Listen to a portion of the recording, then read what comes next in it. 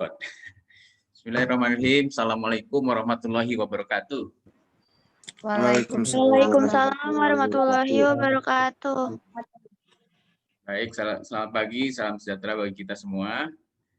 Anak kelas ya. Pagi ini kita setelah kita kemarin melakukan kuis, kira-kira nilainya bagus-bagus kan ya?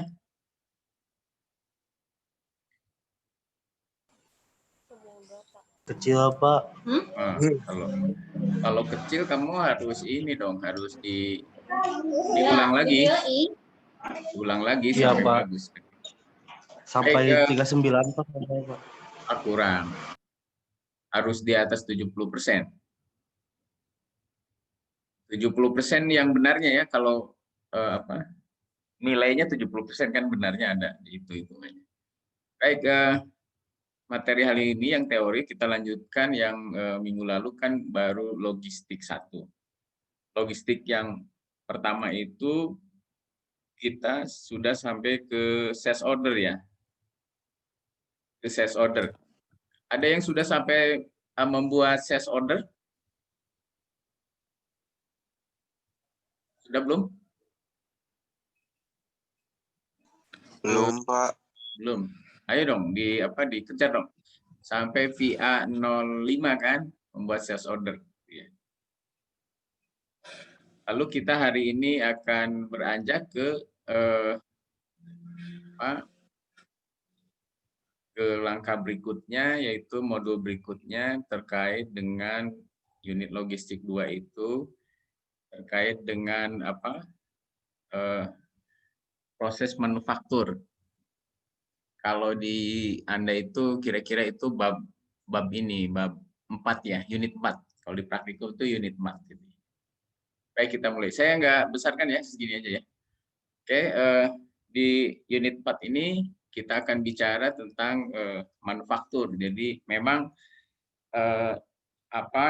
sub IDES ini adalah bisnis prosesnya lebih banyak di manufaktur. Jadi manufaktur itu adalah proses produksi berdasarkan material jadi bahan baku. Kemarin kita nanti ada di unit 4 ini akan menyusun bahan baku yang telah didapatkan melalui proses procurement. Tapi kalau yang di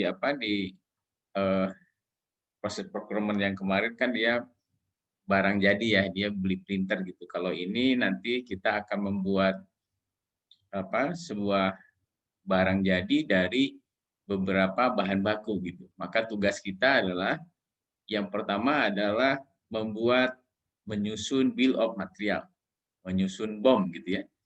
Bill of material kalau tidak salah kita akan memproduksi mesin pompa air. Maka bill of materialnya apa saja sehingga sebuah mesin pompa air itu bisa terbentuk gitu ya. Itu saya rasa teman-teman di anak-anak logistik lah udah tahu bill of material itu seperti apa. Tapi kalau kemarin teorinya dihitung dengan rumus-rumus, kalau ini sekarang Anda mempraktekannya seperti apa gitu ya. Di aplikasi ini.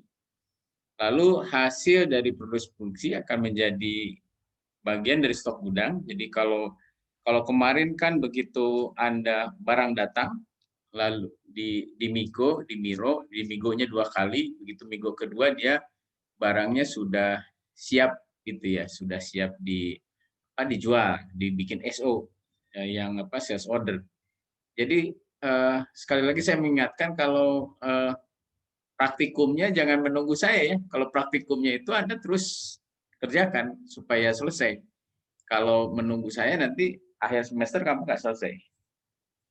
Hasil progress review kalau misalnya materialnya sudah jadi, barangnya sudah jadi, diproduksi, lalu nanti barang jadinya dari hasil produksi itu akan masuk ke stok gudang, di stok available gitu yang siap dijual melalui proses sales lagi, sales order tadi.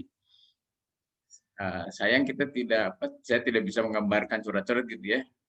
Memang laptop yang ini nggak bisa dicoret-coret. Lalu berikutnya proses manufaktur ini terdiri dari 8 tahap, hampir sama dengan tahapan yang procurement, sales order, dan manufaktur. Sebenarnya urut-urutannya kan adalah procurement, manufaktur, produksi, lalu sales. Sebenarnya kan gitu. Tapi karena kita kemarin jual barang jadi procurement jual gitu. Procurement jual, beli printer jual. Kalau yang ini nanti Anda menyusun bill of material dulu, procurement, kembali lagi ke produksi, baru ke sales order. Kira-kira begitu. Nah, ini proses manufaktur itu adalah pertama order creation, berarti kita menyusun order untuk pembelian, itu di production planning. Lalu kita juga harus menghitung okupansi dari mesin, kekuatan produksi kita seperti apa. Lalu kalau sudah, kita juga harus merilis order mana yang harus dikerjakan. Lalu order printing, jadi sudah siap dengan perintah kerjanya gitu, kira-kira begitu. Lalu material staging. Jadi kalau sudah siap, sudah ada perintahnya, maka kita menyiapkan material-material sesuai dengan bill of material tadi. Disiapkan di gudang, lalu kerjakan. Order execution, lalu confirmation. Ini sudah jadi atau belum. Dan seterusnya, lalu good receipt. Jadi kan pada saat produksi ini kan kita sudah menyusun schedule. Nah di unit 4 ini memang semuanya serba otomatis gitu ya. Jadi Anda memang unit 4 ini harus pelan-pelan memahaminya, lalu jangan buru-buru gitu, jangan loncat-loncat, baca dulu oh ini maksudnya dan seterusnya. Memang harusnya dari awal Anda belajar dengan begitu, dengan tekun, sehingga tidak muncul error yang nggak jelas gitu ya. Error yang Anda sendiri tidak tahu gitu kenapa itu terjadi. Pertama, production planning ini mulai dari sales on operation planning, lalu demand management, ini forecasting kira-kira kebutuhan kita seperti apa. Lalu ada MVS, ada MRV, lalu manufacturing execution. Ini kira-kira requirement quantity, tanggal, kapan barangnya ini harus selesai, lalu bagaimana cara mengassembly-nya gitu ya, di pabrik yang mana bahkan mungkin, dan seterusnya. Lalu MVS ini juga master production scheduling, jadi kita juga penting. Scheduling ini penting karena nanti Anda mungkin ordernya tidak satu, tapi banyak order, sehingga Anda harus membuat prioritas. Lalu berikutnya adalah material resource planning. Ini detail tentang planning, lalu outputnya, plan order, purchase requisition, dan seterusnya. Ini production planning. Lalu berikutnya kita membuat order creation. Order creation itu surat perintah produksi. Jadi pihak manajemen atau departemen perencanaan perusahaan menentukan target produksi, mengeluarkan bill of material, procurement-nya harus apa saja, maka dikeluarkan surat perintah ya, order creation, surat perintah pengerjaan gitu ya, barang dengan material yang telah diberikan. Lalu nanti kita akan bicara tentang kalau sudah ada surat perintah, lalu kita harus melihat okupansi dari mesin gitu ya. Berapa jumlah mesin yang tersedia, berapa line gitu ya, berapa line produksi yang mungkin tersedia, atau mungkin pada saat ini ada mesin-mesin yang sedang maintenance gitu ya, sehingga apakah kita bisa melewati dua alur produksi, lalu di ujungnya ada satu mesin yang berfungsi, nanti balik lagi jadi dua, itu mesin okupansi ini perlu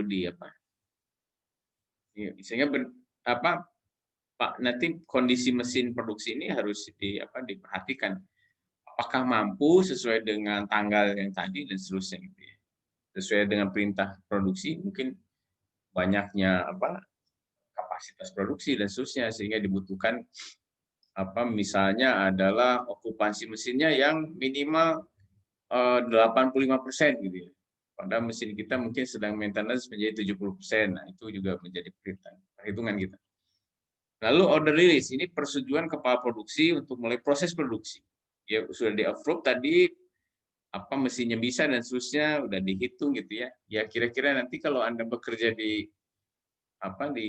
manufaktur itu ya mungkin salah satu pekerjaannya itu gitu ya. Tapi ini akan dibantu oleh mesin, tapi teorinya Anda sudah belajar gitu ya.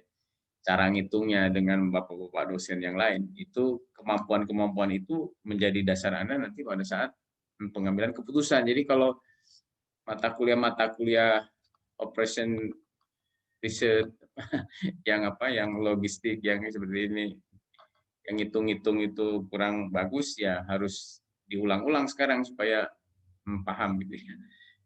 Lalu mulai produksi. Ya, mulai produksi. Berikutnya adalah surat perintah produksi disiapkan. Oke. Lalu material staging. Ini penyiapan bahan baku. Dikelompokkan berdasarkan mesin produksi dan seterusnya.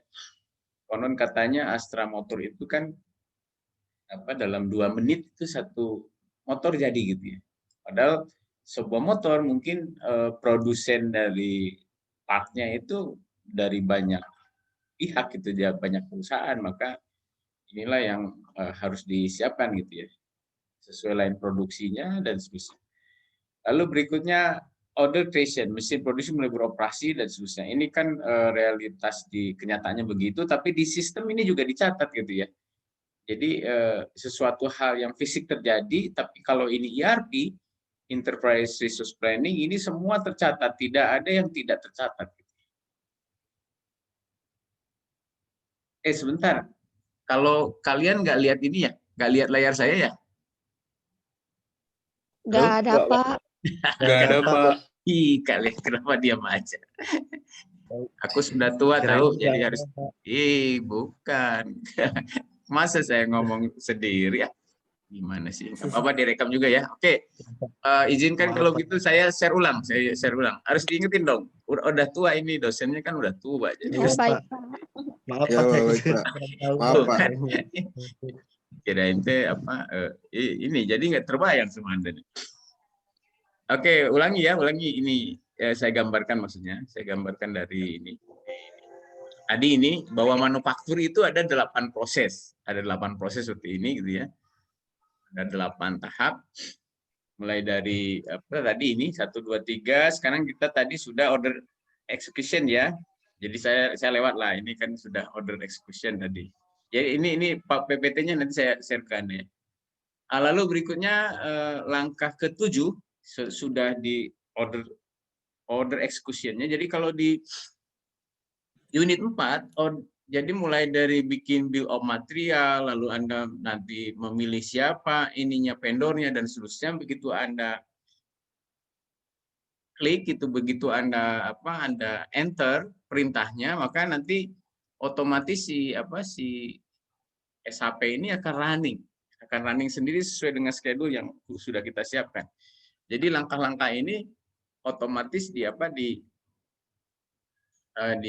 dikerjakan gitu ya, dilakukan.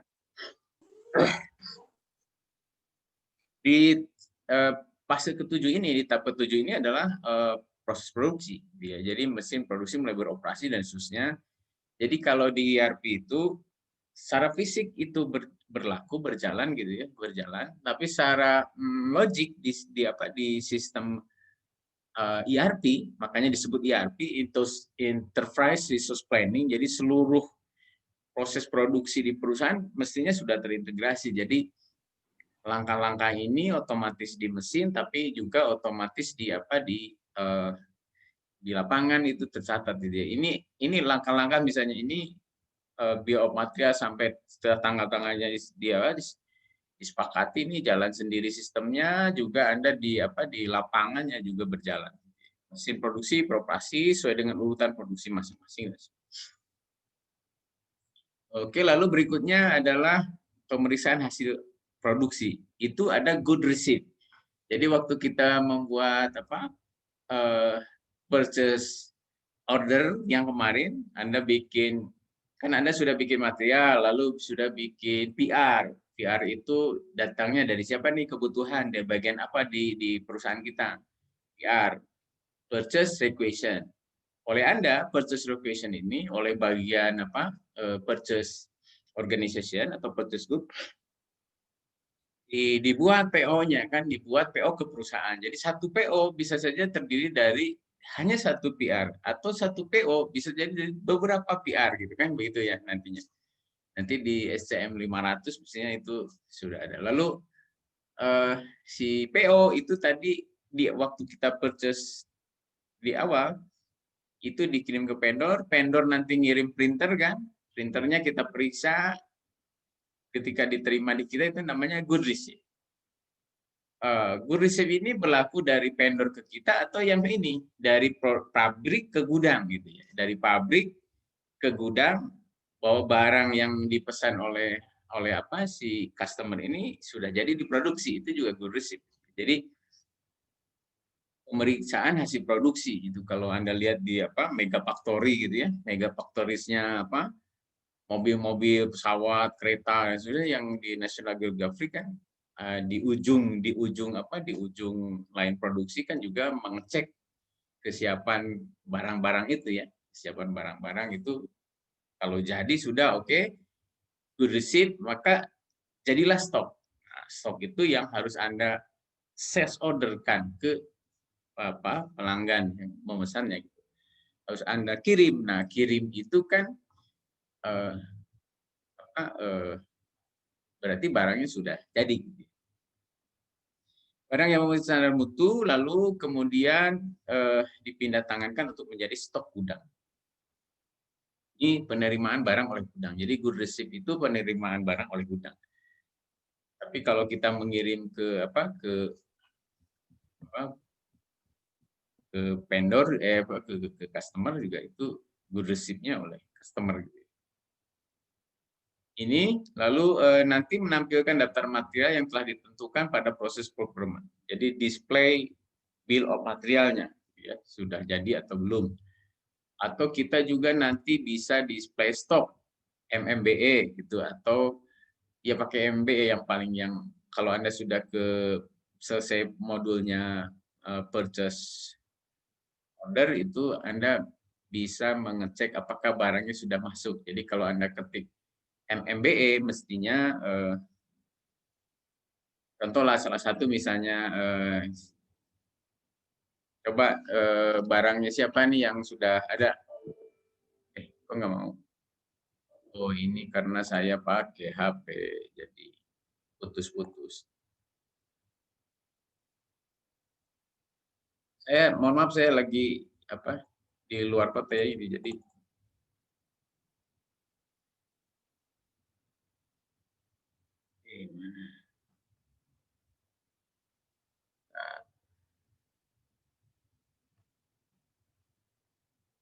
misalnya barangnya siapa? MMBE.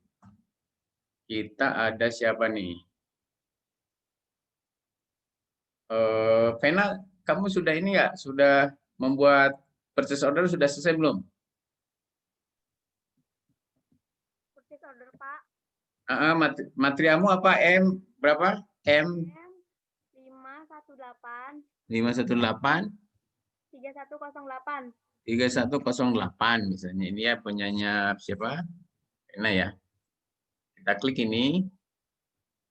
Kalau sudah ada 100, nah ini berarti Vena sudah selesai nih, sudah ada stoknya, sudah unrestricted gitu ya. Jadi kalau sudah lewat sini, Vena mestinya sudah membuat modul sales order ya. Kamu sudah buat sales order belum? Sudah? Sekarang Belum. di halaman 52, Pak. Itu apa perintahnya apa? PE01 nggak? PA01? Hah? Yang menampilkan vendor invoice di bagian situ yang belum. Oh gitu, belum selesai berarti ya? Belum ke sales order ya? Belum ke sales order ya? Belum. Oke, tapi minimal ini tolong dilihat, ini artinya karena kalau barangnya belum diperiksa di gudangnya, baru nyampe migonya pertama, ini masih di sini nih. Quality infection, berarti ini kalau Anda bayangkan gudang, begitu turun barangnya itu baru sampai di pintu gudang sebelah kiri atau sebelah kanan untuk dicek gitu ya. Baru oke turunkan aja berapa jumlahnya 100 oke. Tapi belum Anda teliti satu-satu sebagai orang quality inspection misalnya harus teliti, jangan-jangan ada yang pecah, ada yang kurang dan sebagainya. Nah, kalau sudah oke diperiksa ini, maka migo yang kedua. Nah, migo yang kedua itu yang barang-barang itu sudah disalurkan ke storage area yang mana, ke rak yang mana gitu. area rak yang mana. Nah, itu baru unrestricted use, artinya Anda sudah bisa bikin size order. Jadi barangnya sudah ada, kalau Anda bikin VA01, PA01 itu yang 100 itu barangnya ada, mau diambil berapa gitu. Kan kira-kira begitu. Ini yang sama juga dengan yang ini. Sama juga dengan yang ini. Jadi Anda bisa display bomnya apa. Jadi barangnya tadi misalnya pompa air. Anda bisa klik rinciannya apa, partnya apa saja gitu ya. Itu lalu display stock. Jadi sekarang dengan MMBE Anda tahu, oh sekarang hasil produksi kita ini udah berapa gitu ya. Bisa saja mungkin tidak, kan Anda bayangkan ini kalau sebuah perusahaan menggunakan software yang ini, jangan bayangkan satu line produksi satu barang gitu ya. Mungkin juga beberapa line produksi, mungkin beberapa jadwal yang sangat ketat gitu ya. Bahkan mungkin dalam satu penjadwalan tiba-tiba diselip gitu, di stop dulu jadwal yang ini lalu diprioritaskan, jadi bisa jadi seperti itu ya. Jadi sistem software yang rumit-rumit seperti ini memang menjadi andalan perusahaan. Kalau UMKM mungkin nggak terlalu ini ya, tapi kalau perusahaan-perusahaan besar yang melayani banyak ini mungkin perlu software yang ini. Lalu ini pada saat kita melaksanakan production order ada beberapa bagian yang terlibat, diantaranya bill of material dengan routing. Tolong perhatikan bahwa sebuah routing yang dimaksud adalah mungkin Anda kenal vehicle routing gitu ya. Tapi kalau ini mungkin di produksinya, di line produksinya. Jadi kalau Anda menentukan sebuah barang, dia tahu routingnya kemana saja ini barang ini, melalui line produksi mana saja dan seterusnya. Itu bahkan bukan barang, mungkin dari partnya saja udah ada nomornya, udah ada barcode-nya, bahkan dia udah tahu ini dia akan kemana, itu routing kayak gitu ya. Jadi sebuah barang itu akan tahu. Jadi kalau misalnya laptop saja dalam satu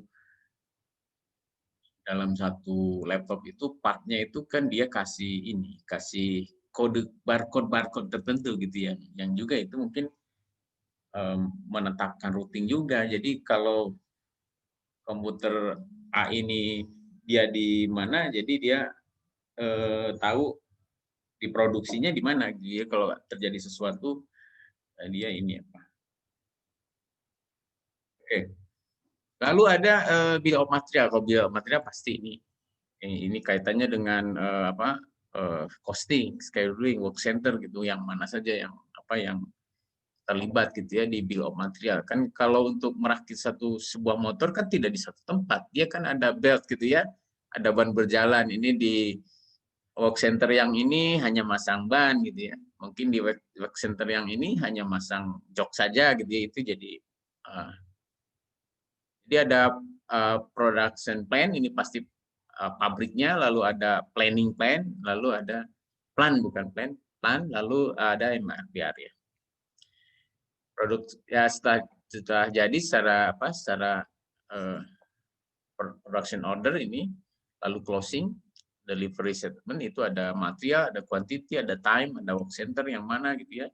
Lalu nanti kalau sudah selesai posting key account, amount dan seterusnya. Ini uang-uangnya masuk kemana? Ke stock, tambah ke price difference dan seterusnya. Oke, lalu exercise-nya yang unit 4 ya. Kalau kita exercise-nya yang unit 4. Nah, kalau yang ini misalnya exercise 47, kalau yang di modul yang bahasa Inggris ya, tapi Anda boleh menggunakannya. Saya janji waktu itu mau share video yang sesuai unit exercise di modul teori. Nanti saya akan simpan itu di VL. Jadi Anda boleh nonton. Misalnya ini exercise 47 halaman 461 gitu ya. Jadi kalau ini kan videonya sudah ada nanti di ini. Dan seterusnya. Oke, kira-kira pertemuan hari ini teorinya begitu ya. Logistik 2 ini saya review kembali bahwa di pertemuan-pertemuan sebelumnya di logistik pertama kita bicara tentang procurement. Jadi kalau Anda tolong dibuka-buka lagi video dan PPT-nya, kita bicara tentang procurement kalau yang kemarin. Procurement ini ujungnya, yang ini nih, yang ini. Procurement ini ujungnya kan mestinya kalau yang tadi saya tunjukkan ini di sini nih good receipt nih. Kalau yang ini stok, ini kan berarti ini baru sampai sini. Baru sampai sini good receipt. Tapi Anda harus sudah invoice verification dan juga payment processing harus sudah sampai bayar gitu ya. Oke, karena waktu Zoom-nya sudah minim, jadi pertemuan hari ini bisakah saya mengecek pekerjaan Anda terkait dengan tadi? Akan ada teman-teman yang sudah sampai dengan F9 ya mengecek ya. Tapi kalau ada yang beberapa orang sudah ya boleh ya boleh santai lah gitu ya karena sudah sampai dengan menunjukkan sales order PO-nya udah selesai gitu ya sampai sini nih sampai. Jadi kalau yang belum hari ini kalau bisa kita akan mengecek yang itu yang sampai sini. Nanti code-nya saya sampaikan ke Anda lalu di print itunya lalu di-upload ke VL. Nanti di VL-nya saya buka mungkin hari ini kalau saya tidak sempat mungkin nanti malam atau besok. Jadi Anda print screen yang sesuai PO-nya lalu nanti simpan di VL itu. Saya kasih misalnya ini untuk mengecek code yang mana, termasuk yang pertama lah supaya ingat ya kalau di WA takutnya penuh gitu ya. Jadi nanti Anda upload ke VL. Kira-kira begitu pertemuan hari ini. Saya stop share dulu. Terima kasih atas perhatiannya. Assalamualaikum warahmatullahi wabarakatuh. Waalaikumsalam warahmatullahi wabarakatuh.